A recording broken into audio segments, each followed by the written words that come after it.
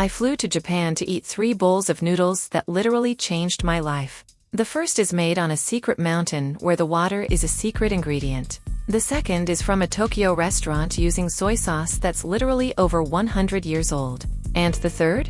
A midnight miso so insane I missed my last train on purpose. Stick around, because I'm going to show you the #1 trick each of these masters uses, and reveal the one restaurant that's so secret, it's not on Google Maps.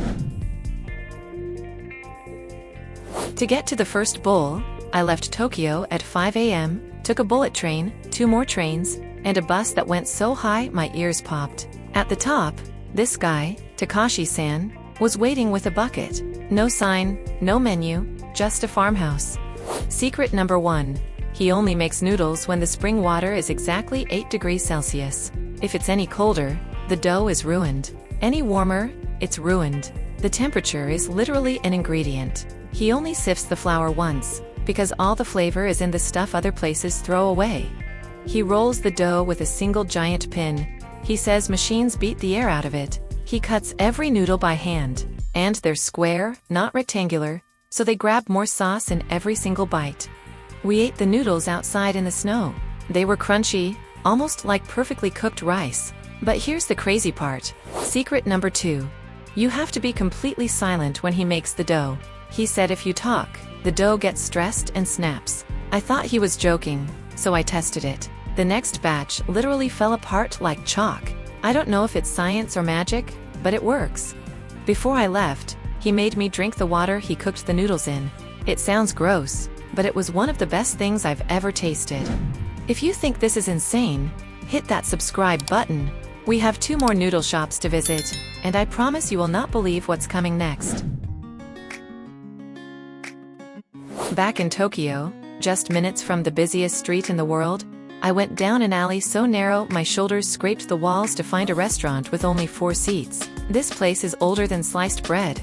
And here is secret number 3. The chef uses a barrel of soy sauce from 1919. It is literally over 100 years old. Every single day, he puts a tiny bit of the 100-year-old sauce into the new batch. It's like a time machine for flavor. This isn't the creamy ramen tourists eat. The soup is perfectly clear. He cooks it so it never boils, keeping the flavor pure. The noodles are kneaded with special water that makes them extra yellow. He makes a bowl in seconds. Noodles cooked for exactly 20 seconds, 1 shake, 2 shakes, straight into the soup.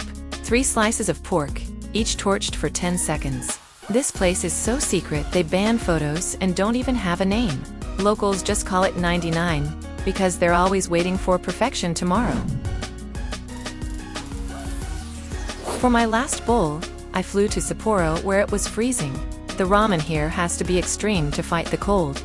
Yuki's shop has 12 seats and closes the second the soup runs out, usually around 1 a.m.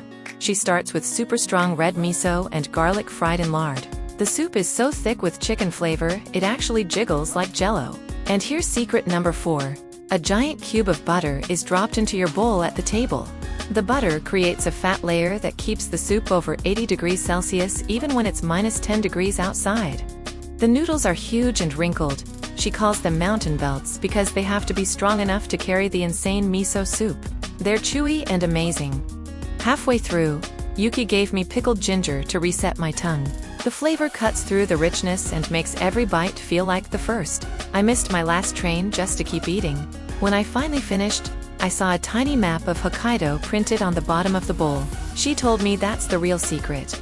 The bowl's shape makes sure the last drop of soup tastes just as good as the first.